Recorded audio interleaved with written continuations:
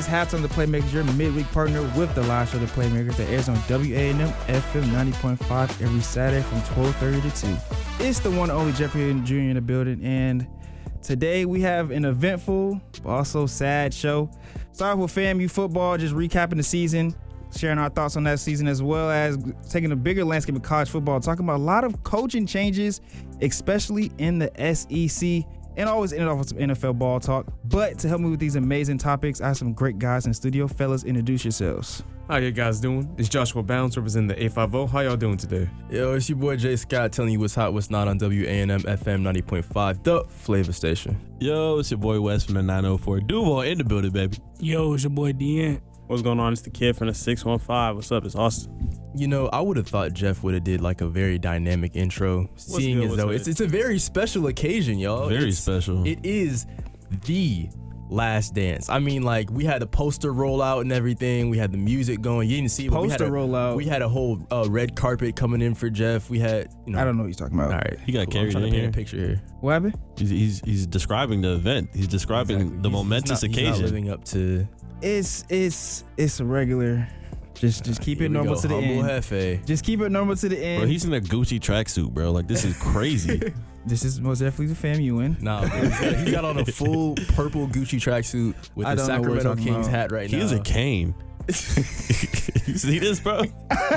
You said I would say a comment, but I might offend somebody in this booth, so I'm not going to say anything. But fellas, let's talk about FAMU football. Bro, Last that's game of the gators season. on your shoes. Okay. Last game of the season for FAMU as they lost to Mississippi Valley State 35-31. Yuck. Just what are the thoughts in the season off 5-7, 4-4 in SWAC play? You know what, man? It's time for a change. Man. You know, maybe true success in the SWAC was the friends we made along the way. Man. What friends did we make? I don't know. It's been a long season. I'm just none. glad it's over. Look, I won't lie to you guys. This last game perfectly summed up how our football season has been. It's been a dumpster fire. I We mean, gave we them their first SWAC win. yeah. Nuts, bro. Kind of sort of ironic. We gave them their first SWAC win last year, and now we give them their second win at the end of the Cozy season. just giving it out, bruh. He is. I mean, it's the same issues that we talked about, though. We're penalized the most because we're undisciplined. We're missing opportunities play-wise. I mean, it's just been a dumpster fire this season. It is just time to cut ties with Cozy and find a new head coach. No, I know y'all seen that meme, Cozy getting left off the Oh, bus. no, no, bus. we seen it. Hey, nah, Is that made whoever by did AI? that, bro. Somebody made that. Whoever did that is just hey, man. It's time. That's not cool. But, I mean, honestly, I don't know. The expectation for this season wasn't obviously very high. But to underperform under that is still kind of shocking. Obviously, dropping the last game of the season to Valley of all teams. We said if we don't win any game this season, we cannot lose to Valley You didn't twice. win Classic. You didn't beat Mississippi Valley State. I said this throughout the episodes this season, is that Coach Colsey in the beginning of the season said that there's certain games that you can win, or so that you can't lose. Can't lose the home opener. You can't lose homecoming. You can't lose Classic. Somehow the only one we won was homecoming. So that being said, I don't think that on the financial and business side, it's right to cut ties with Coach Colsey right now. I still say he has one more year on his contract. Let him finish out the year depending on how it goes. But now is the time to start looking in the market for these coaches. There's a lot of things going on in the coaching carousel right now, especially in college football. And there's going to be a lot of names that are going to pop in and out. But right now, you're at the position where if you're not going to make an immediate change within the next week, do not start looking to cut ties with the coach, because we were in the same predicament when Coach Simmons left, where we start too late in the coaching hire and then we get what's left. And not to disrespect Coach Colsey in any way, because he was obviously a player's coach, but he wasn't the first choice. That's just common knowledge. So, you know, if you're going to make the decision, make it now. I don't think that it's wise to do so, but that's where I stand on it. Obviously, we got to, regroup for next season. You know, Coach Scott always has the best insight on this. But if we're being honest, it's just disappointing on all fronts. You know, we have talent They didn't live up to their potential. Not necessarily their fault either. It's always been landing back on Coles. We thought we had talent. RJ Johnson actually overperformed for what we thought he was going to do if we look at the stats. So, it's time for a change, but like Coach Scott said, it might be too late to start this year. We might be in for a bumpy road, for the rest of the guys that are my age in the booth. We might have an interesting senior year for FAMU football. My thing is like it can't realistically, because the SWAC is still the SWAC. There are certain teams that are going to be extremely hard to beat, like your Alabama States, your Jackson States, and this FAMU who's still kind of finished in the middle of the pack. It can't get any worse per se, right? Oh, it could get worse, right? Because now we're not even an attractive place to play football. Would you want to come play here? We're losing seniors. Yeah. We need to recruit. He's going to need to do a lot of work in the portal, especially if he wants to get guys that's going to start week 1. I mean, we get RJ Johnson back, right? So if he decides to stay. But yeah, so we get him back because he still has eligibility left. So we might have some continuity, in the offense. He's become more comfortable as the season's gone on. Don't know what the offense is going to look like because it was hot and cold this year, very hot and cold. But we have some continuity on that front, which might be a plus going into next year. What is y'all grade, overall end of season grade? We had a chance to be in the Celebration Bowl 4 weeks ago. I don't know about that. We had a chance to be in the SWAC championship. You're right. My mistake. SWAC championship. I definitely give it like a D+. That's generous. Can't say it. I can't say an F because look, he's one. It is an F. You lost to your rival in Mississippi Valley. Wait. He's 1 win away from being, at 500. Yeah, and on top of that, we knew this going into the season. You weren't going to beat Central, you weren't going to beat Jackson, and you weren't going to beat Alabama State. Now, Jackson, they had ample opportunities to win that game, but in terms of what he was able to do to turn around with RJ Johnson, I think that's worth a little bit of credit. Outside of that, there wasn't many bright spots for FAMU. I feel like a D is an accurate grade. Anybody else? I'm going to say D+. I give it a D. You can't go too much lower because 5 wins some is 5 D's wins. on it. We could always be Southern. Hopefully, that doesn't change Southern won their big rivalry game.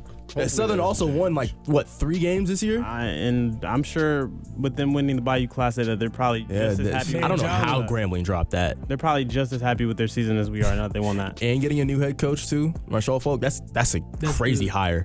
Indeed. Yeah. That is unfortunate. But speaking of coaching carousel, let's go ahead and rip the Band-Aid off of Mr. Lane Kiffin. Going to LSU, 7-year deal, $13 million per year, up to $91 million, 25 in NIL. What are you guys' thoughts on just the whole drama behind it? I mean, my fault. Who wants to start first? Yeah, well, let's start in the other booth. What up? It's your man, JB the King. We back here in the studio. This whole situation, man, it's kind of crazy. I've been doing my research, listening to a lot of analysts talk, and everybody just mad at Lane Kiffin. You know what I'm saying? He's a horrible person. He's a snake. He goes to programs and burns it down, and now he's trying to take away coaches and players and stuff like that. And I completely agree, man. Like, I'm not gonna lie, it wasn't finna be no positive spin. I think that just the whole situation going to a rival and then still I'm okay with him leaving. Like, you got to do what you got to do. Players do it. Coaches do it. It's just what college football is at this point. But you still trying to coach the team, bro. Like, did you really think they was going to let you do that? Because you had to consider that when you made the decision. If you wanted to coach for them in the playoffs, stay with the team. Well, I agree and I disagree because it's the state college football is in is like a transition state. They don't have the perfect transition for Let's every. blame the calendar. Let's blame the calendar. It's really bad because the calendar is bad. Why is the transfer portal open and why can he switch? He should be able to finish out the season and still take that job. Like he shouldn't have to pick right now. I agree. It's a messed up situation to be in and. As much as I'm sure he wants to finish this season, I'm sure he wants to take this team to however far they go into the college football playoff. But LSU is a better spot to be at. I'd rather coach there too. And as much as it's annoying for him to have to, and as controversial it is to have to stop in the middle of the season, in the middle of a very successful season, it's like he's doing what's best for him. But yeah, to piggyback off what you were saying though, Wes, I think the other big problem is the fact that the AD of Ole Miss was really pushing the issue because he was like, "Hey, look." You see, you're going to need to make your decision on the day of the Egg Bowl. I think that if he wasn't pushed, I think he would have stayed coach through the playoffs, and then decided to go to LSU. And that is why I'm 50-50 about it. Like, yes, it is wrong that Kiffin did just leave the team up and like that, but at the same time, we can't act like there wasn't outside pressure. And at the same time, with him going to LSU, there are going to be a lot of good opportunities for him. We know that due to the caliber of coach he is, that he will be able to take this LSU team and honestly turn it around. And then at the same time, what we talk about with the NIL, he's definitely going to be able to bring in a whole lot of players. So it's going to be really interesting looking at how Lane Kiffin does with his tenure at LSU. I do also want to add, what are y'all thoughts on when Lane Kiffin said, y'all get on this flight, y'all won't have a job? What's your thought on that? Which is my point, is that I disagree with a few things that you guys said here. I feel like Lane Kiffin, as much as we talk about him being, a snake or not a good person or not being loyal, Lane Kiffin is doing what other coaches have done for decades, and that's getting you guys up to speed on the business side of college football. It is extremely cutthroat, it's ugly, and there's a lot of things that go on behind the scenes that you don't see. Yeah. What happens is, when you have a name like Lane Kiffin, you obviously have his past tied to what he's doing currently. So you have a lot of eyes on him, you have the cameras on him, you have the business side of it. But he's doing what any other head coach would do in that predicament. Any other civilian would do. Yeah, 100%. If I'm at a job right now and I'm getting towards the end of a project, I've started that project, I'm going to do my due diligence and try to finish that before taking the same people I did and try to rebuild the other location. That being said, I do feel like the athletic director for Ole Miss was in the right for saying, hey, listen, these are our players, this is our team right now, and if you want to be a part of that, this is the decision that you needed to make. And that's why I disagree that he actually needed that hard deadline, because outside of all the theatrics and business side of it, there's still deadlines to be met. There's a contract to be met. And when you're talking about businesses and payouts and stuff, now you're forfeiting the extra $1 million or so that was supposed to be on the back end of Kiffin's contract that LSU now has to recuperate. So you're talking about paperwork, you're talking about agents, you have to get this person paid, you have to get your coordinators in, your analysts in, who get the recruits open because the transfer portal's open. All the business side of it is being exposed now to the general public, and people are saying, oh man, this is leaving a bad taste in their mouth, oh, we can't trust Kiffin. This is college football, this is what it's about, this is what gets people going on Saturdays. That's what gets the people going. I agree. He's playing the game, and I don't know why people are upset by that, especially analysts that go on national television and act like coaches have gone out and say terrible things about Lane Kiffin, like they wouldn't do the same thing. If you had the chance to go to a bigger, better program, why would you not? And then take his guys, like you take your guys. You have a staff. You want to take your guys. Yeah, that's not crazy at all. Lane Kiffin's always said when he first played against LSU, he was like, why wasn't it a night game? Like, he's always said he wants to be on the biggest stage. So when you get the top 5 job in the country, in the world, he's clearly going to say yes. I don't care if you won 11 games, school history, program history. That's great. If LSU called my phone, goodbye. I don't care the money. I don't care about the money. It is LSU, because LSU is going to fund you. If you win, that whole city is behind you, the whole state. LSU is the best job in the country right now, and I don't know why. Y'all say that until it's year 2 and you have 8 wins and they're calling for your head still.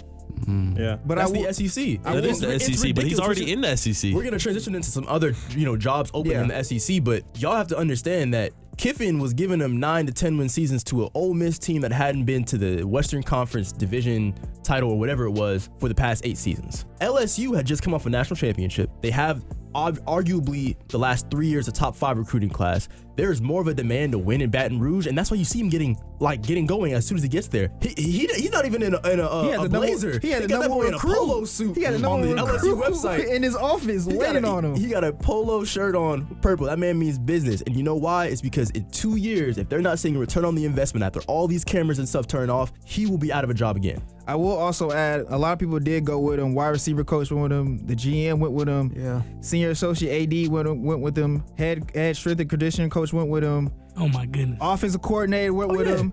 His brother went with him. Linebacker coach. Yeah. I mean, Baker staying on the defensive end. So are you gonna stay where a job isn't secure? Because I guarantee you that the interim that they took on full time, he's going to bring in his staff. They got that he wants. A guaranteed job, probably a pay bump off the $24 million that they're giving Kiffin. Hey, that's easy money. Yeah, Blake Baker is supposed to be the defensive coach. He's still staying there. They're trying to keep Frank Wilson in some capacity just because. I doubt he will. Yeah, No, he's keeping. Sure. He's keeping him. Yeah, Kiffin. You gotta keep him. Kiffin probably doesn't want too much of his Ole Miss defensive coaching staff coming down there with LSU. They've been pretty bad for most of the year. But my thing about the whole situation is, like Jeff said, I mean, the AD kind of put him in a situation where he has no remaining loyalty to Ole Miss. He might as well just take everybody and everything who he wants to bring down to LSU with him. Yep. He's got the money to do it. He's got all the reason to do it now that they're not letting him coach in the bowl game. I mean, like folks said, the calendars, it's unfortunate, but at this point now, I mean, it's just both sides getting petty with each other. That's how I see it.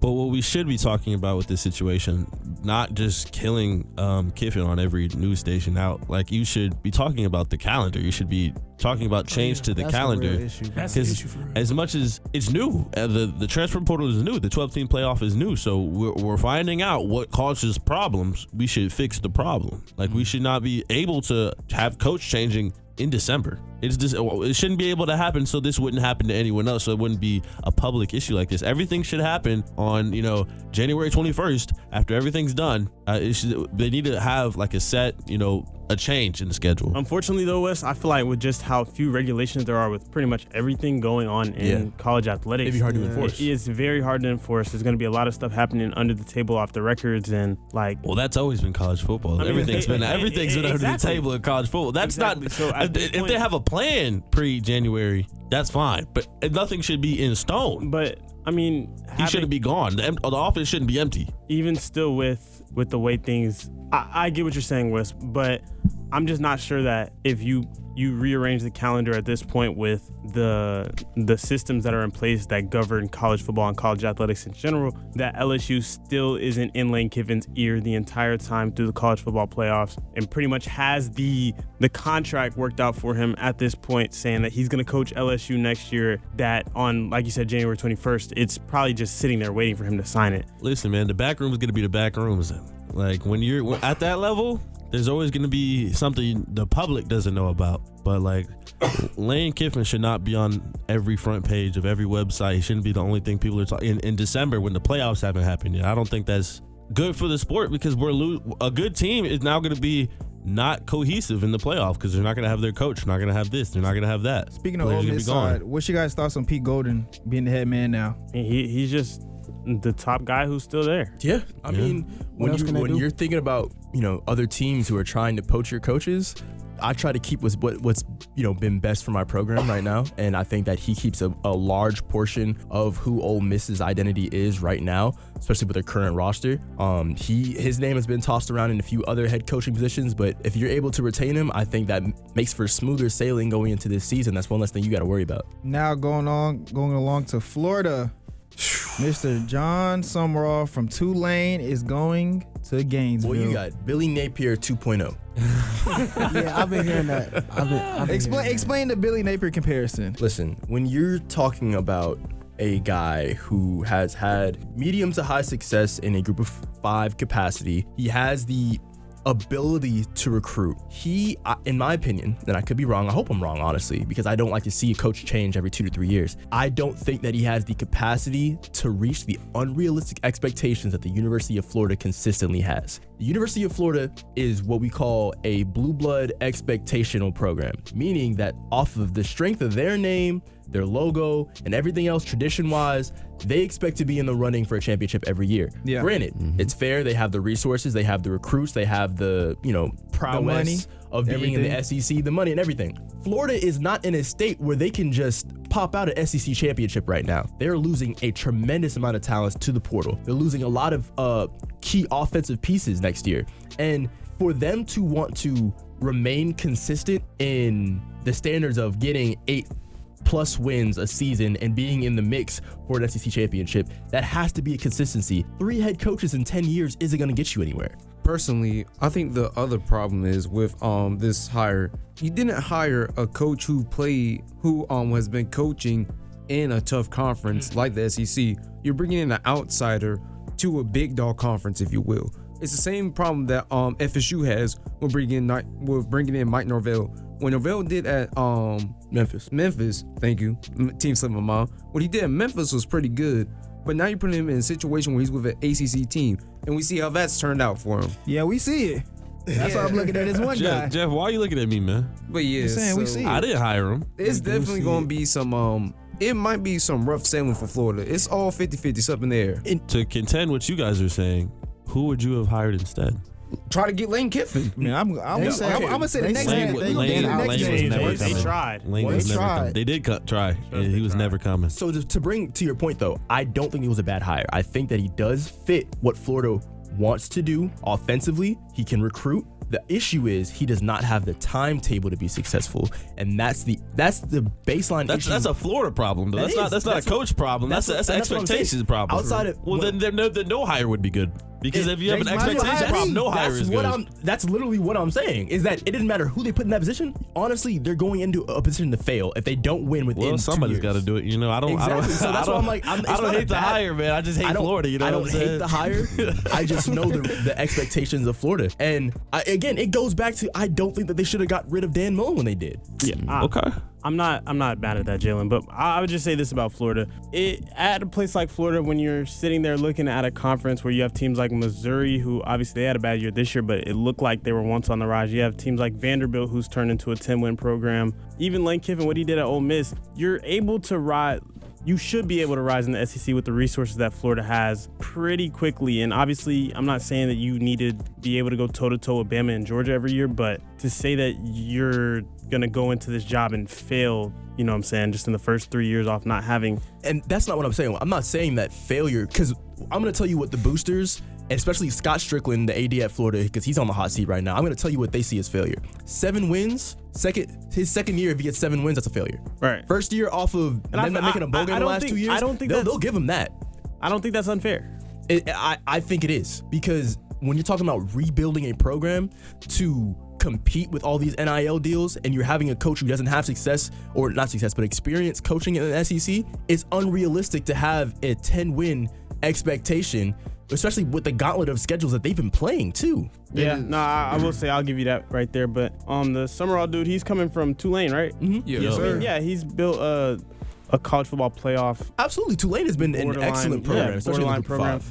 So I mean, he could coach football. At the end of the day, like you said, Jalen, I think that the biggest thing has been for Florida has been getting the highly ranked recruits to go out there and actually perform well.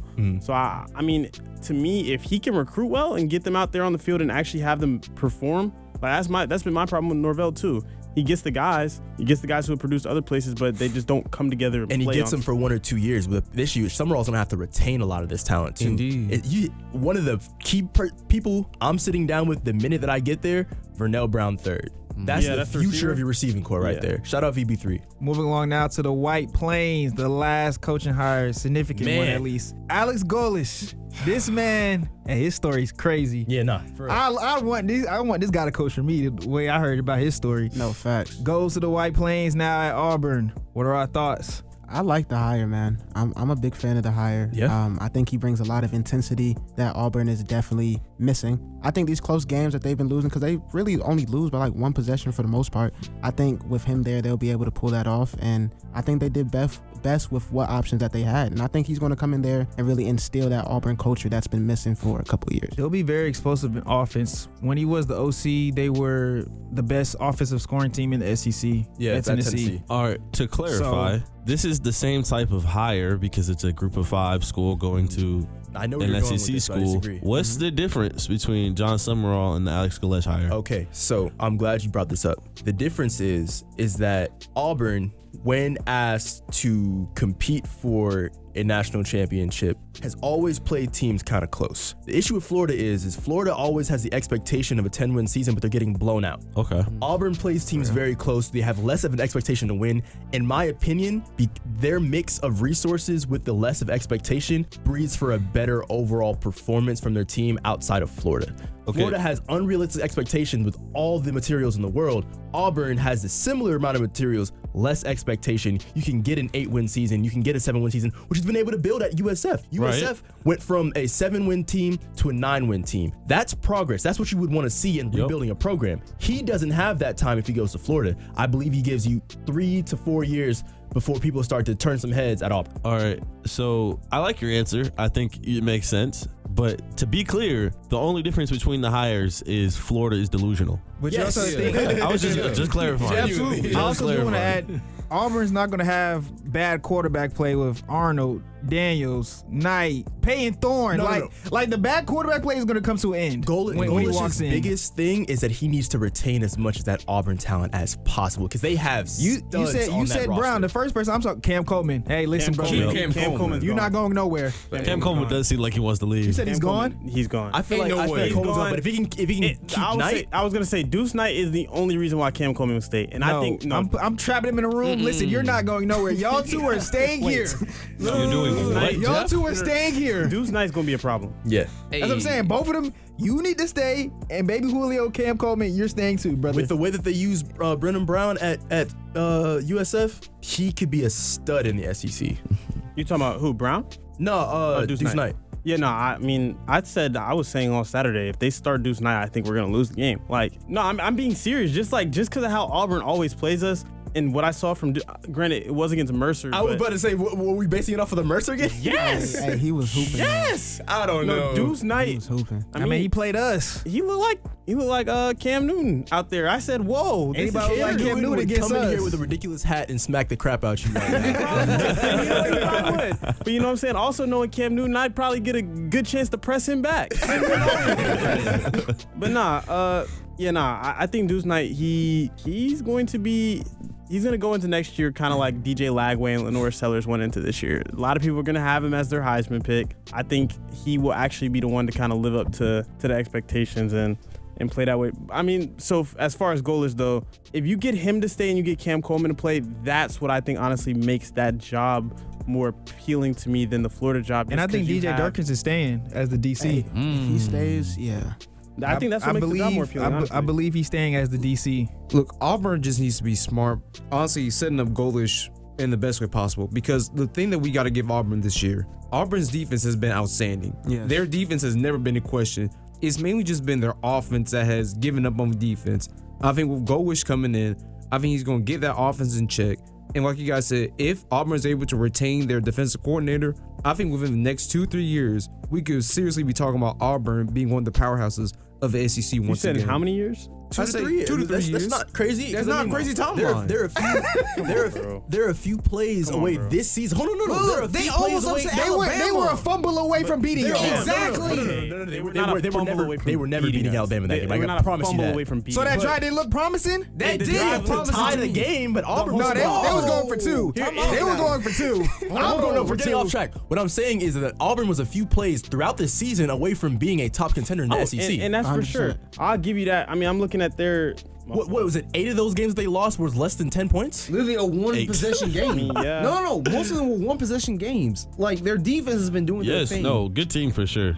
But Vandy, 1 point game, basically. Oklahoma, 1 score 1 game. point game. Kentucky. No, that's a bad Kentucky was loss, though. inexcusable. That was horrible. That's a bad They got loss, cheated though. against Georgia. That's what Missouri, we got fired, Georgia, Texas A&M, Oklahoma. Like, if a few more plays go their way, that's the beauty of college football, that any given team on any given Saturday, but a few more plays go their way, we're talking about Auburn right now, like, dang, man.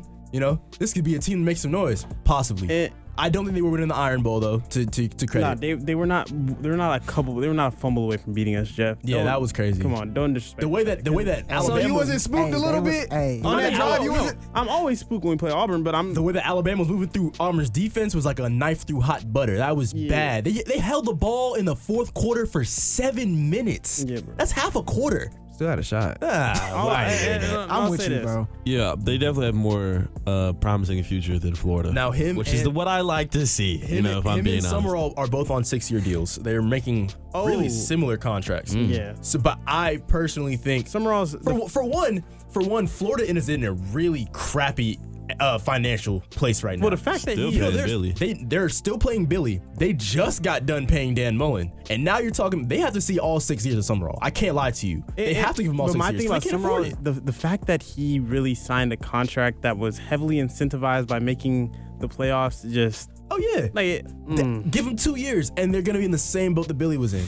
that man's not making the playoffs in the next 6 years. No, I don't think so. I'd like to be wrong. I don't think I so. don't like Florida. I mean, what you got to finish top 5 in the SEC to have a legitimate playoff shot? Top 5, and then what was the second part of that sentence? in the SEC. Okay, cool. That's just so it's a long shot. Speaking about Well, how playoff much longer is contention, Vandy going to be good? Well, let's be honest.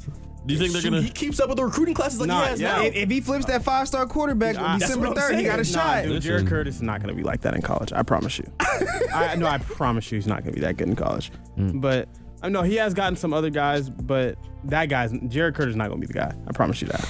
We spoke about playoff contentions. One team had an amazing quote-unquote upset against their rival, Texas A&M, losing to Texas 17-27. What is the takeaway? I mean, I thought Texas A&M was just going to handle business, keep everything calm. Y'all had Texas A&M If you knew ball, that was a terrible gonna say matchup. Texas. Hold That's a on. bad matchup. Hey, if you guys ahead, mind Josh. about taking the We lead should on have this? did. Go ahead. Go for it, Look, man. if we're gonna be honest with ourselves, I had Texas win that game the whole way through, and the reason why, no offense to Texas A&M, because they did look great this season, but if we really look at all the teams they played this year and how close a lot of these games were, especially that game against South Carolina, we know how Sarkisian is. Whenever it comes to the big games, He can Sark is close them. always going to have his boys ready to close out that game. Yeah. And that South Carolina game, going down 27-0 at Bro, it was halftime, pitiful. you know that Sark was licking his chops because he knew.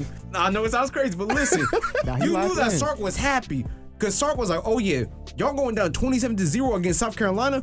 Oh, you definitely know that when you step into our house, we were whooping you," and that's what they did. Not only that, but they had the opportunity to open up the playbook. You got to call anything that you got in the arsenal to get out of a Exactly. 27 deficit. So now you have film on you doing that. And Texas A&M, if you watched all season, has had trouble closing games. Marcel Reed is not great in the clutch whatsoever, and we saw that on Saturday. And what did Sark do defensively? Sark knew the tendencies that Marcel Reed was going to do. Put a bracket and- over his number one receiver. Exactly, and that's why he threw 2 interceptions. Marcel Reed was not used to someone being prepared for him, and that's what happened. Me and Josh just entered flow state. I don't know if y'all just caught that. That was crazy. Did you just glaze yourself before you even finished the take?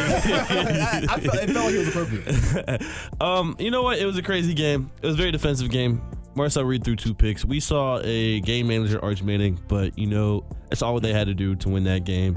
And as much as we're what? You just called Archie game manager? No, he is, but not that game. Not that he game. had the X Factor takeover on that one. He made 14 for some 29 plays, with bro. one. I mean, But he a made rushing- plays with his legs, though. He did. He had a good game. That last touch, that 35-yard touchdown. That was a good touchdown. Boy was toting It that was. That ride. was a good one. But he's like wheels. It was crazy. I didn't every time I see him take off, I'm like, He invited the But then cookout. he can He invited the Yeah, cookout. every That's time all he takes off, I'm like, what's going guy on? out, kind of lunch pail Yeah, guy. no, but point is a defensive game. Arch Manning was in the clutch.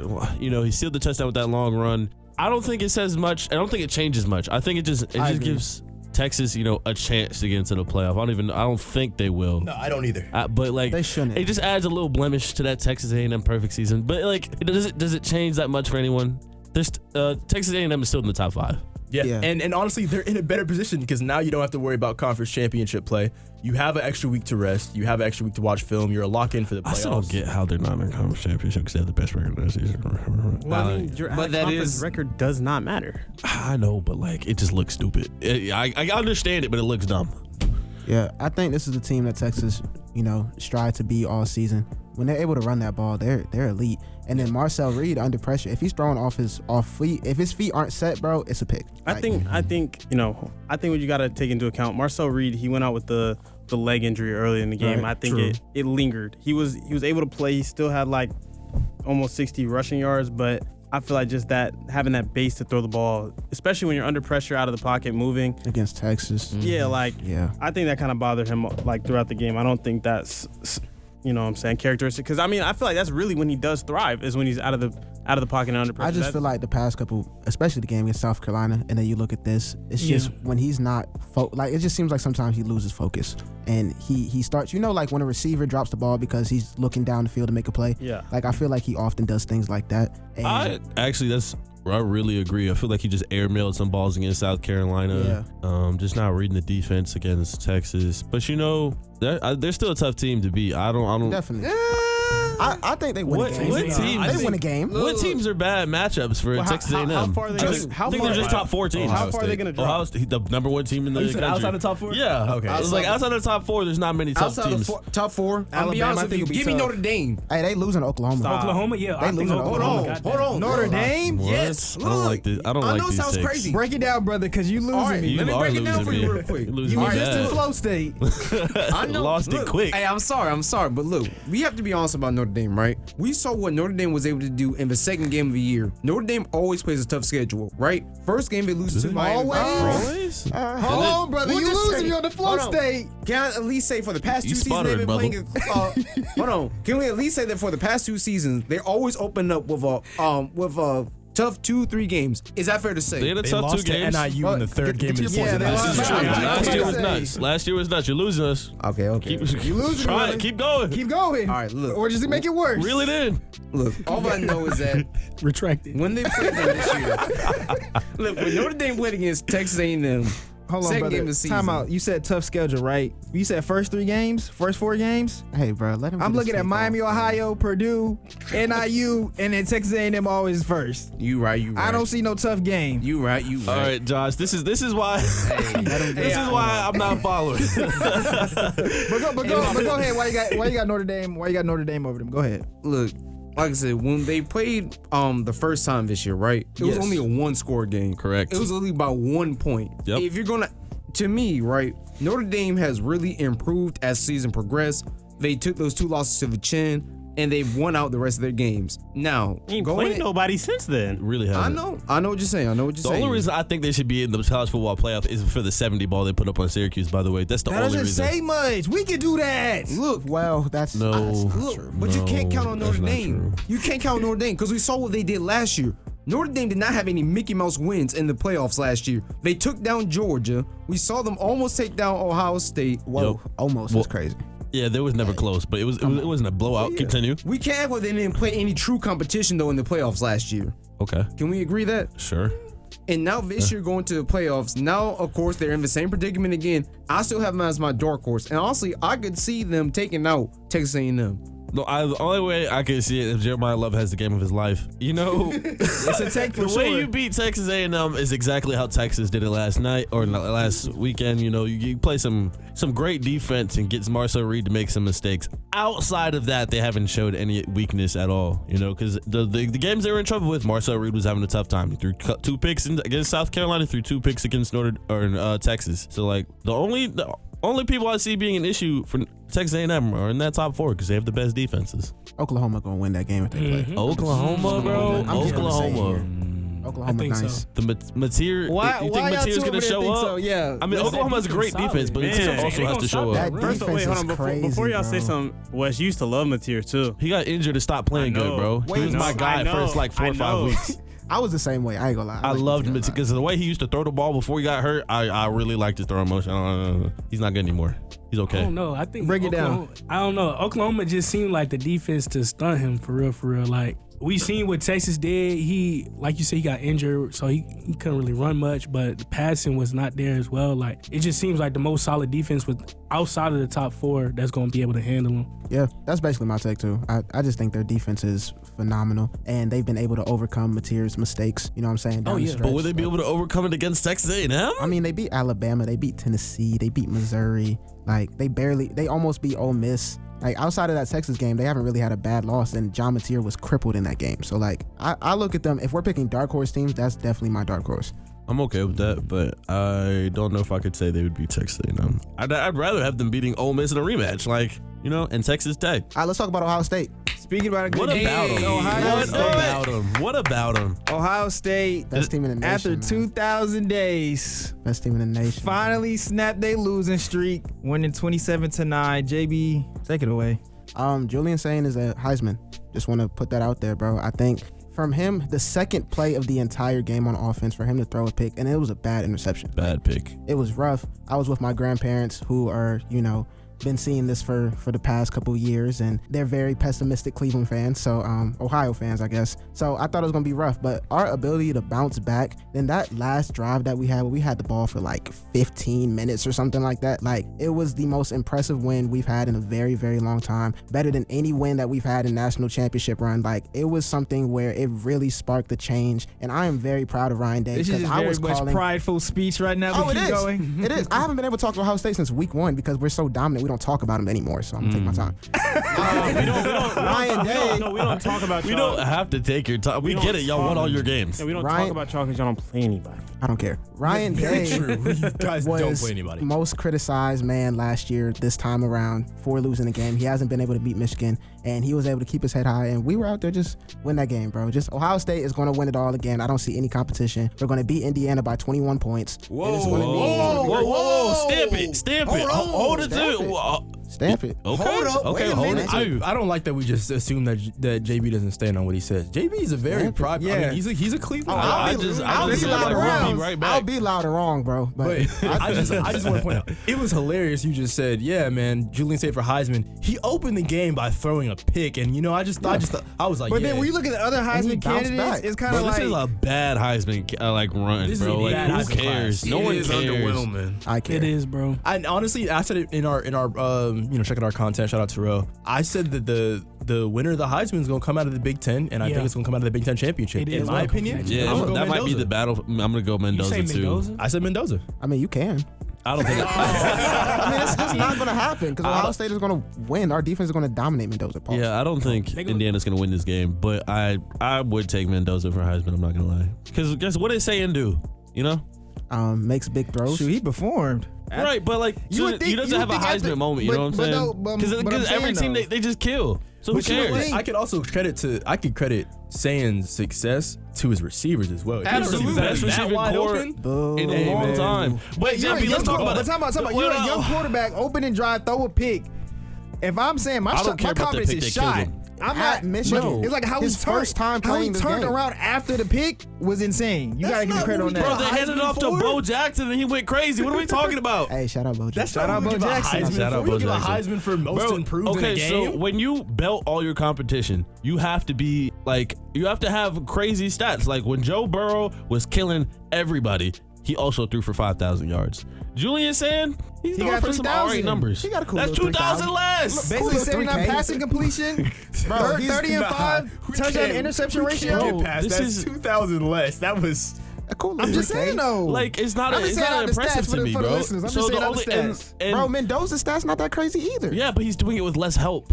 And He doesn't have 2 first round receivers, bro. He doesn't have a great running back. He doesn't have a great. His defense is pretty good. Defense is great. I was His about to say, his defense is pretty good. His defense is pretty good. But like, he doesn't have this. He doesn't have Jeremiah Smith. He doesn't have Cardell Tate. I mean, sure. Guy, your running back's name is Bo Jackson. I mean, yeah. I mean, What are we talking about, bro? sure, but I just can't see how he's gonna outplay him when we play. Yeah, That's fine. I'm not It's gonna lie. just gonna I'd be still hard. give him It's just I gonna don't be care. hard for you to pick him over saying when they lose the game and he's gonna get outplayed. I got Pavi over both. I'm not mad at that. I don't care. that boy Yeah, is that's dog. fine, too. played against UT. That boy. To be honest, I honestly don't care about who gets the Heisman this year. Like last year was such a contentious race. Like, is it Travis Hunter? Is it Ashton Genty? And this year I do not care. So They let's got it go wrong around the last year. table. Let's go around the table. Who's our Heisman? Let's go around the I table. picked Fernando Mendoza in contest, so I'm gonna stick with it. I chose Mendoza. Mendoza, 3 over here. Pavia. Pavia, we knew that. Pavi ain't going. Saying, Yeah. I said Mendoza in the vid. I'm saying, saying. I'm sticking Nobody. with saying. I was gonna say. I'm sticking with saying. Hey, bro. Look, we'll see. I could We'll throw a see go after ball to the, Jeremiah Smith. No, you couldn't. I couldn't. I'm pretty sure he'd come down with it. Would he not come down with it? He hit the meanest. He turned the go into a comeback route. And Yeah, just be nah. that underthrown. Now I'm sorry. look, That was crazy. of course, like we said, Big Ten can't championship game will Yeah. definitely determine who the Heisman winner is. Yes. Now, of course, we already kind of sort of know what the keys to the game are. If Indiana wants to win that game, they got to figure out a way how to stop the running game, and most definitely got to figure out how to slow down Jeremiah Smith, and Carnell Tate. If you're not able to do that, then we know Ohio State is going to win. And how do you do that? You, How do you to slow be him honest, down? you really Zone can't, coverage. bro. Honestly, you can try something. That's worse. What you want to talk about? Do 1-on-1? Who's going 1-on-1 with Jeremiah? They set it up. They set it up. Three things in this world guaranteed. Death, taxes, and Jeremiah Smith always gonna be open. No. What I'm saying is you bro. can't rely exclusively off his zone. You gonna ask Madden, you gonna get 50 put on you. But in terms of switching it up, I think that Sand isn't very comfortable with seeing multiple defensive fronts at a time. I think if they switch up between a 5-man front, get the linebackers involved, dropping him in the zone, getting the defensive backs in on some blitzes too, get a lot of pressure on Sand, allow Sand to make decisions. I feel like he hasn't been put in a position where he needs to make quick decisions. If he needs to go downfield, go through all of his reads, he's going to have his first read, I'm going to tell you, is going to be Jeremiah. Outside of that, they're going to try to run the ball. You slow the run game and allow Ohio State to have less time with the ball in their hands is the way that you beat Ohio State's offense. They are a very, I can't even say a big play. They are a very systematic offense. If they are not going to get a chunk play on 70 yards or a deep bomb or something, they are going to try to break you down. 15-play drive, 6 minutes, hold the ball for most of the quarter. That's a success for any offense. You can slow that down, you have a chance.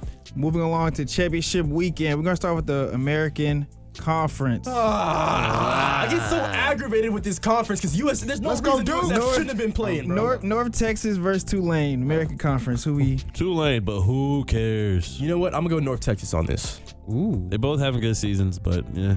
Honestly, are they letting bro coach? Nah, Summerall's gone. No. He's not coaching? I'll take. Give me North Texas. I'll still take the wave. Roll wave. North Texas all the way. I don't really. Bro, it's not who I wanted in this game, so why? And then, like, it doesn't even. I don't care. I'll go North Texas as well because I like their quarterback. Yeah, North Texas.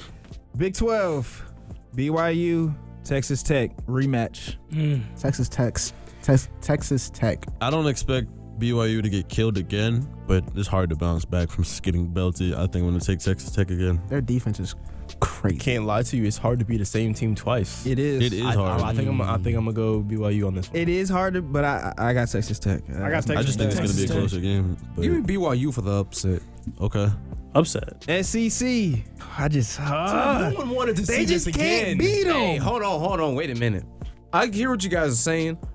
I don't know. I think that Kirby Smart is going to be smart about it this time. I think Smart is going to leave the Bulldogs to a win over Alabama. He got a lot of confidence, boy. Look, I understand. Cause I'm bringing bro to the live show. He gotta come meet the live show. He gotta come meet the live show, bro. Hey, look, I know that things have not looked the greatest for Georgia this year, but that's the only loss that Georgia has on their record. Yeah. And if there's one thing about Kirby Smart, you know that he hates the fact that his only loss is against Alabama. I'm sure he hated it the last 3 times that they played. But And you listen, see, this is why I'm going with Georgia, so he can just be quiet. exactly, man. Give me Georgia over Alabama. Give me them dogs. Them Oh, dogs for real?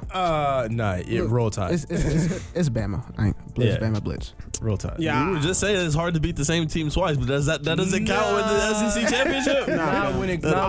When it comes to this matchup specifically, Yeah. nah. And I say this Belts too. moving. It's been a rough couple of weeks for us. We haven't looked our best the last 3 weeks, really? 4 weeks, last month. But it's okay because when we got Lil Bro on our schedule. And you see, this is exactly why I want Georgia to win, so you we can't got be saying Lil this. Bro, like, Hold on now. They still wanted an addy more recently than y'all. Hey, one thing Josh gonna do is hold you right there. go ahead, Josh. Now look, my biggest problem with Alabama this year has been, yes, Bernard has been popping off. My big problem is, where the heck has Ryan Williams been?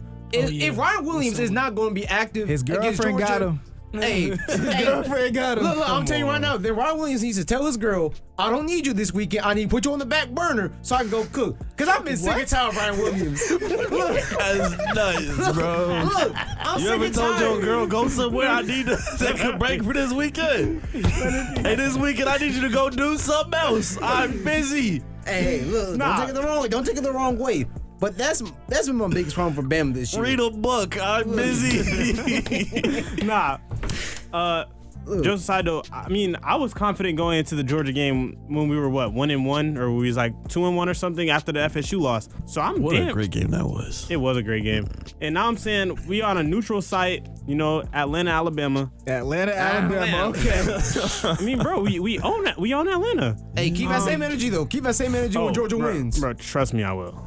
Trust me, I will. at the end of the day, I see it like this. I feel like we got the better weapons on offense. We got the better quarterback. Gotta use them though. We sure do. And I think we have just as good, if not, or actually, I think we have a much better defense. We have better playmakers on our defense. Why you make your face like that, Josh? I mean, it all depends on. This isn't the old Georgia defense now. That is true. It's not the old Georgia defense. I have to remember that for a second. It's not the Philadelphia Eagles. And It is not. our defense is lit. Yeah, I mean, I think we just have an all-around a better team. We just got to go out there and win. Go Dogs. Big Ten, Win by Indiana, 40. Ohio State. Buckeyes. Ohio State by 21. Yeah, I got Ohio State by like 4 Buckeyes. scores. Give me Indiana by 3. You don't believe that. You don't believe that. Tell me why. Go ahead. We can't do this on every game. Let him talk. So let him talk though. Hey, for me, I won't lie to you. In this sense, I like rooting for the underdog. Indiana this year has been looking great. Their defense has been looking solid. I think that this will be the year where Indiana finally shows that it was not a fluke that they made it to college football playoffs last year. Because let's be honest, they got belted by Notre Dame and got bounced. I think they've learned a lot from last year. I think that this year they are ready to go ahead and take over the city. Okay.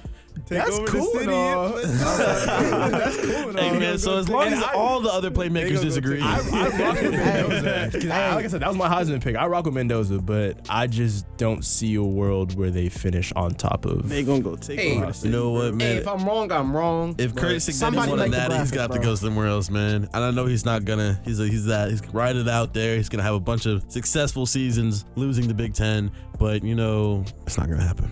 Last game. This is such a disgusting matchup. The basketball conference. This is such a disgusting ACC. conference. Duke Then put Notre versus Dame in it. Virginia. Who do we have in the Who's? basketball conference? Who's? Virginia. I ain't gonna lie, Virginia been balling lately. Virginia. Virginia, man. Give me Duke. I So promise you, that FSU loss at Virginia I'm isn't not hate anymore, guys. I'm They're a not good team. sure about much, but I'm for sure about this one thing. We don't care. no.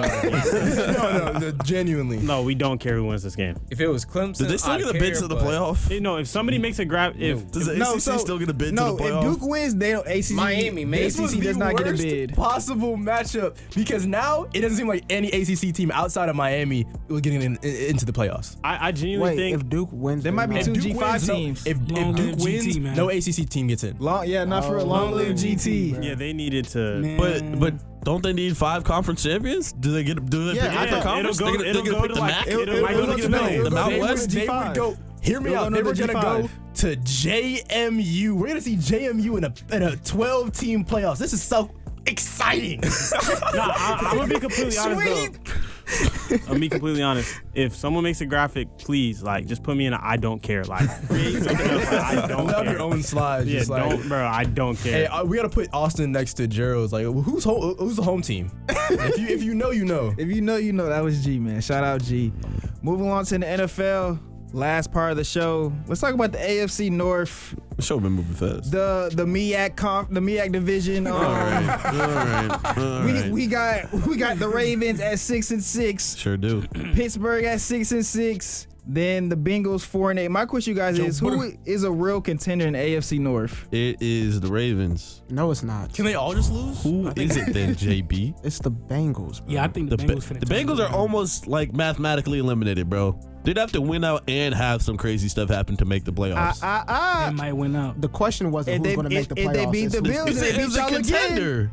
Pack your bags. They're the best team in the AFC North. No, they're not. No, they're not. That defense is. Their defense is disgusting. awful, bro. They You do. just watched Ravens, it. You watched one game Time on out. Thanksgiving Time out. and made a bad opinion. But that defense held the Ravens to 14 points with a healthy Lamar Jackson. Lamar's He's not healthy. He's not healthy. I ain't You didn't gonna watch lie. the game. He's- He With, did not. with, he's Trey, not with no healthy. Trey He was out Hendrickson. there doing anything. With no Trey Hendrickson. He threw the giving ball it to the out. ground and they called it a fumble. Hey, bro. I don't know if he threw it to the ground. I don't know, bro. I saw a Lamar outstanding edit the other day, and that's when I knew it was truly over. If you got the gap plan, You saw playing outstanding. Hey, that's over kind Lamar of Jackson edit. I was like, No, oh it's my too god, It's it's too soon. It's too over. soon. It's too soon. He's just It is. hurt, bro. He's hurt, bro. His legs hurt, bro. I don't know. That edit was Bro, hilarious, everyone's though. forgetting the beginning of the season, bro. He just got hurt. Yeah, His he's- legs hurt. Yeah. Y'all forgetting the Bills game where we had Q's team sweating up like 25 and then we blew it like the Ravens do? And then after that, you went I'm on about to say, what y'all been up a to since 4-game then? losing streak, and then went on one Hey, another bro, good we winning put up streak. 40 in like 4 games. Every game we lost. If Lamar gets healthy, it's back to being a problem. and then the Bengals can't make the playoffs, so they can't be considered a contender. Save that for next year. Who are y'all gonna beat if you make it to the playoffs? That's the real We can beat question. a lot of teams. No, you cannot. Out of the AFC. Bro, the AFC is, No, you is a cannot. bunch of Not where, wannabe y'all, teams. not where y'all would be seated. Okay, time out. If y'all play the Chargers right now, because that's who y'all have slated to play. Okay. Y'all might win. Okay, Okay. great. I take a lot of teams. After Keep that- going. I'll tell you teams I think the Ravens can beat. if Lamar is Unbiased. healthy. I'm so Unbiased. serious. Unbiased. I got to pull up the AFC playoff picture. Hold on. I got it. Oh, well, then name some Broncos. teams. Broncos. No, can't beat Belt. them. Nope. Not belt. Patriots. Nope. Yeah. Now you got a No one chance. can You beat got the a chance. Patriots. You got a chance. Absolutely. You're not In, What? in one playoff game against Hey, brother. Drake, yes, you got a chance. You can definitely beat the You Patriots. can beat the Patriots. Lamar has to be It's not. It'll be healthy. You close. can beat I'll the take the Patriots and Definitely you can beat the Colts. Patriots. You can beat the Colts. Guys, The let's Jaguars. be. Yes, you can beat the them. Jags. Actually, y'all just lost to the Bengals. Y'all scored 14 on the Bengals defense. I'm not picking y'all against anybody. Hey, bro, Lamar is hurt, and then Isaiah, we should have had 28 points. They called a pass interference on the weakest thing ever. He actually caught the ball. It was terrible. Isaiah likely threw the ball out of the back of the end Isaiah zone. Likely They took blew it. 14 points off the board, bro. It was not that bad of a loss. Anyways, Lamar had like 3 turnovers, bro. I just don't. those were I don't crazy see. turnovers. I don't will see a give you that. world But like, let's be where y'all honest. get past after the wild. I just don't see a world. I don't think we. I don't think we beat a lot of teams, but I think we beat a couple of the teams that we don't beat the Broncos, but a couple of those teams you mentioned we could You're not definitely beating beat. the Patriots. You can, bro. We talked about this. They have beat a cookie cutter schedule, bro. We talked about it. It can be Raiders, cookie they cutter, lost to the Raiders, but they're handling They lost to the business. Steelers. They beat And the after Dolphins. that, name their win streak. Bro, They beat haven't lost Look since at the teams September. they beat. Look at the teams they beat. They haven't lost in Buccaneers. September. We'll find The out Buccaneers 21st. are a hospital. We'll find out the 21st. Ask Jalen, bro. What? Start to start. Why did I just get a Because you know the Straight, whole like, random hospital. straight, like, You know the random whole straight. hospital, man. They're a hospital. They beat 2 good teams and one's a hospital. They beat the Bengals, the Jets, bro, the Falcons, the Browns, the Titans, the Saints, Hey. the Panthers, the Hey. Dolphins. What are we talking about? Y'all just lost to the Bengals, bro. Exactly. You can't be talking. Exactly. Y'all just lost to them. But they haven't beat anybody. So what's the original question?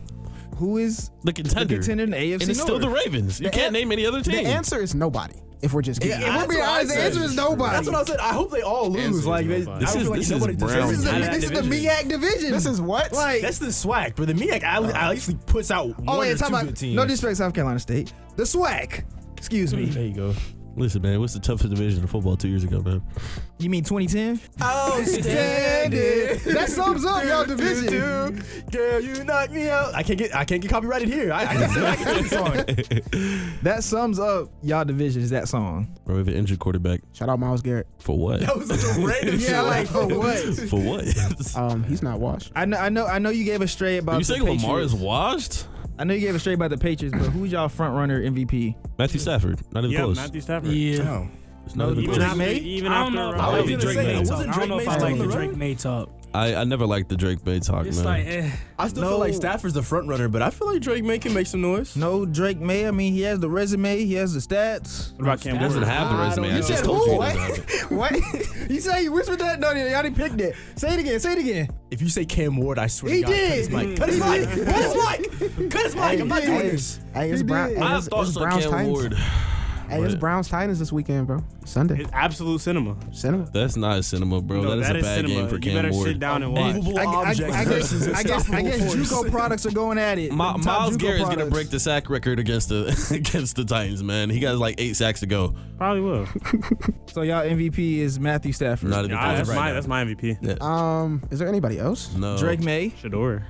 Drake May. We're just throwing names out here. Yeah, I guess Stafford there. No Drake May. Didn't people have like Jonathan Taylor in those Jonathan talks Taylor's at one going. point? Bro, it's because He's he going fell crazy. off a little bit. Yeah, Yeah. because in away games he only averages 75 yards. Bro, he's on my 75 fantasy yards a just- game. He just ghost town. He's stinking it up on my fantasy right now. He got 11 points. That's not good enough. I he's drafted you dropping 30. in the top 2 rounds for 20 plus Literally, points. Literally. Not 11. Matthew Stafford threw for 11 more touchdowns than Drake May. They're about the same yards. That's great, but what do you look like against Carolina this weekend? Bro, that was. It's one He game. threw 2 right? picks. He's throwing. I'm Yeah, not he gonna also lie, threw 2 Carolina touchdowns. scares me so much. it Oh, doesn't yeah, make you guys sense. might lose the. No, we're The NFC genuine. South. Like, it doesn't make. Where do they get good out all of a sudden? Bro, I their don't even defense think is they're like not randomly even really good. They're They just, not. They They're just, just like they they're they just find a bipolar. way to win. They just win some They're cycles. bipolar. They're very big I play could've- oriented. They don't win that game without a I weird just- Mike I just- Jackson pick 6. I just watched the struggle against the Cardinals, and I just bust into a cold sweat in the middle of the night, and it's like, oh man, we're about to lose. I ain't gonna lie. I ain't gonna lie. Hey, I believe I was on that Panthers train early in the. You were. I'm telling you, bro. We all was like, who will win the division? He said, the Panthers? I said, are you serious? He said, yes. Bro, their secondary is for real, man. Mike Jackson, J.C. Horn. Shout out Thriller. Shout out. They've been making plays for him. They picked off Brock Purdy 1,000,000 times, Jeff. But we won, right? You sure did. All right, then. The Bears are number one division, 9-3. That's it, though. The number one team in the NFC. Yeah, the that's number one team in crazy. the NFC, 9-3. I always said, Shout out I to said Ern. this. Was Give it them 2 their weeks credit. ago? Was it 2 weeks ago? Yeah, it was like 2 weeks ago. I wasn't a believer in Chicago. Hey, that's that Caleb. I wasn't a believer. I thought this team was very fraudulent. Yeah, we talked about it on the live show. Yeah. We were like, this But had a go cake ahead, schedule apologize. too. Apologize. I'm not For what? apologizing They just yet. proved it to us against the Eagles. That's what they proved I'm it to not us. apologizing just yet. It's still early. I'm not Hey, apologizing. look, They're ever. 9-3. I'm never wrong. That Caleb Williams Sorry. magic. Hey, It's early. I think it's only fair if I speak being a Lions fan. Oh, yeah. Yikes. Let me tell you something. As much as it hurts me, I am happy though because Ben Johnson went to this trash Bears team. He turned things around for them. He finally Coach of the became a year. coach. Low key. Kyle He became Shanahan a not coach of the year? No. Nah. Mike Vrabel not coach of the year? Oh, I got a case for Kyle Shanahan. I got a legit case. That's Go a real ahead, Josh. case. Go ahead, Josh. Hey, look, we knew that coming off college that Caleb Williams was a good quarterback. But because of the bad coach that he had, his play diminished because he didn't have a coach who could actually scheme around him. Now that he has Ben Johnson, we're seeing Caleb Williams pop off now. And that is one of the most important things. The Bears have been missing a good quarterback for years now. Because what? Who do they have? Trubisky on the center? Trash. All the other people that they had was trash. They finally got the quarterback that they've been looking for, the quarterback of the future. And now they have a good head coach in Ben Johnson. They're going places this year. You know what, Josh? I agree with you, but also you're not. What, they going places the couch? Because they not going to the NFC Championship game. Listen, hold on. Where's the Bears ceiling this season? Don't say NFC Championship because you. No, let him talk, Jeff. Don't scare him out of saying something crazy. Hey, let's look at the playoff. Holistically, They just beat the Eagles. I say they're gonna make it to the second round. Oh, I thought he was No, I'm cool with the NFC Championship, to be honest. I need to see the bracket, but I don't mind that at all. They get a bye right now. The Rams They are 2 lose their seed, first Philly game? 3, They don't win a Tampa game? 4. I don't see them beating the Seahawks, Packers, or 49ers. Exactly. They can beat the Packers. They can beat the Packers, They can beat the actually. Packers. Packers or the What we didn't 49ers? mention about the Bears and what they've improved is they have an incredible run game. Indeed. And like Caleb Caleb Williams is under no pressure because their rushing is amazing, and they have who is it, Swift? Yeah, DeAndre Swift. And man, he can't read a guy. gap, but the gaps are so wide, he just takes off. Like they have two very athletic backs. I have never seen an offensive line turn around in a year. I'm saying Like, that Bro, offensive they line was clear so stuff out, bro. I need a no line like that. Derrick Henry be getting hit at behind the line of scrimmage, We need bro. that at FAMU. Well, we need a lot of things at FAMU. add it to the list. We bro. just added stuff to the wish list, bro. I want school paid for it too, man. Who you talking? Shoot. But fellas, No, I don't want the episode to end.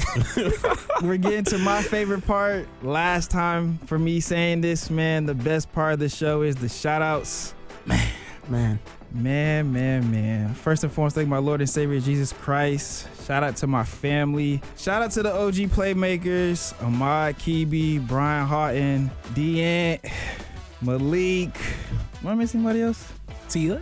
I am missing Tristan. Tristan, I love you, my brother. Tristan, just the OGs, man. Give me the keys. You know, before prime time, you know, Deant knows I was the water boy. I was in the back. They needed something. I had to go get it. They need the studio set up. I had to set it up on my own, man. Yeah, bro. I was trying to get it. You know what I'm saying? So I had to be the water boy, respectfully. But I appreciate them so much. Just give me the keys. Taking this podcast to new heights we haven't even touched yet. You gonna give anyone else the keys? Man, Well, it's not the time. It's not the time. it's not the time. Brother. Go ahead. But shout out to all the Playmakers, man. Hats on the Playmakers, the live show, prime time. I appreciate y'all boys so much, man. It's sad that I gotta go, but I gotta go this time for real. You know, last time I left, it was just for a semester, but this time it's for good. I appreciate everybody just helping me along the way. I wouldn't be here without y'all. Just the success, the trust y'all have in me, man. I appreciate that a lot. That's all I gotta say. It's so hard. I was so sad. bro. Say goodbye. All right, now you can speak, Wes. Go ahead, bro. You know what? Just first of all, well, shout out to God and my family and all those guys. But shout out to Jeff, El Jefe, Hollywood, NBA, ESPN, Unk, Boss Man. Shout out Jeff. Shout out to Playmakers. All right. Listen, I came in as a freshman. I always tell the story that I found the flyer to WANM on the bathroom, and I came in to audition. First person I ran to was Jeff. Jeff introduced me to Ahmad, introduced me to the Playmakers, and from then I kind of seen where I wanted to go in college, what I wanted to do, who I wanted to surround myself with. So Jeff, man, I couldn't appreciate you more, both from a coworker perspective, the classmate, as a homeboy, arguing about ball, agreeing, everything that we've recorded, audio, video, editing, interviews, all the press conferences, The all late the above, nights. man. Late nights, early mornings at Appalachian Parkway doing the cross country runs, man. Again, I can't appreciate you enough. This has been a great opportunity to work with you and obviously continue the work that you guys are doing with the station. And proud of you, man. On the good things. We're going to celebrate you while you're still here. You still got about, a few more days. Love you, dog. Shout out God, man. Shout out Playmakers near and far. Shout out the family. And last one for the semester, man. Dang. Hey, first and foremost, shout out to God for waking me up this morning, for starting me on my way. Shout out to my family for supporting me. Definitely shout out to Jeff because I remember last year, freshman year, just trying to get involved with the radio station. I was a shy kid, still a little shy now, but broke free of the shell. Jeff was like the first person that I saw when I went to a little gathering, talked to him. He made me want to come to a radio station. Best decision I made, so I do appreciate you, Jeff. Love all of you guys here, and I hope to continue this going. Hey man, I want to start off by thanking God for all the opportunities and where I am right now in life. Shout out the homies. Shout out, my brothers. Shout out Jeff, man. Hey, he already gave the whole spiel, man. OG Playmakers, OG halftime, Hey, do y'all homework on that Who's Next. Exactly. Hey, do y'all homework on that bar interview, man. That's all Jeff right there, bro. Hey, man, we appreciate you, Jeff. We wish you the best on your future endeavors, bro. It's been an honor. First off, shout out to God, man. Prayers to the family, man. People getting a little bit old, so health declining, but we staying strong. Shout out to Jeff, man. I auditioned for this freshman year, didn't get it, was overly depressed, but I came back here, and my first time on the Playmakers, I was overly nervous and, wasn't speaking much. But Jeff always made sure that I get my point in, bro. Make sure, I get my take off, bro. And that just ultimately made me more comfortable. I was listening to my first episode with the Playmakers on halftime a couple days ago. And I said maybe like 2 sentences. And just over time, bro, just getting more comfortable. And that's just the environment that y'all have created, bro. So love to you, bro. You're going to be big time. We're going to see you on ESPN and all your endeavors. So for sure. Start off, say it's been a blessing being back in here with y'all. I don't get to come on here as much anymore, but I love coming on here when I get a chance to. So obviously, I seen it was just last episode, so I had to come through. Shout out to the family, everybody listening out there. We appreciate y'all. And of course, got to go to Jeff, bruh. I'm going to give a longer spiel on the Playmakers, Saturday, 12:32 p.m. But yeah, bro, Jeff, I've been tapped in with Jeff since even before I got to FAMU. Jeff's always looked out for me, so I'm more than appreciative for everything that he's done for me, bro. Shoot, bruh. I don't know. It don't even feel real saying, like, Jeff not going to be here anymore. Because, like I said, bruh, Jeff, I've been tapped in with Jeff since before I got here. So it's going to be real different around here, but everything that we have and everything we have going is kind of a reflection of the hard work and dedication that Jeff has put in and all the work that he's put in over his years here. So we appreciate him for that. And yeah, appreciate you, bro. This is weirdly sad. Nah, it is. No cap. You got to sign us off one more time, Cap, in the seat. Man. Oh, can I shout out one more person? Go ahead. Shout out LeBron. That's My getting fault. cut. We got our own LeBron Nah, on the we mic, needed man. that. It just lightens the room a little bit. Hats Off the Playmakers is produced in the studios of WANM-FM 90.5 in the School of Journalism and Graphic Communication at Florida A&M University.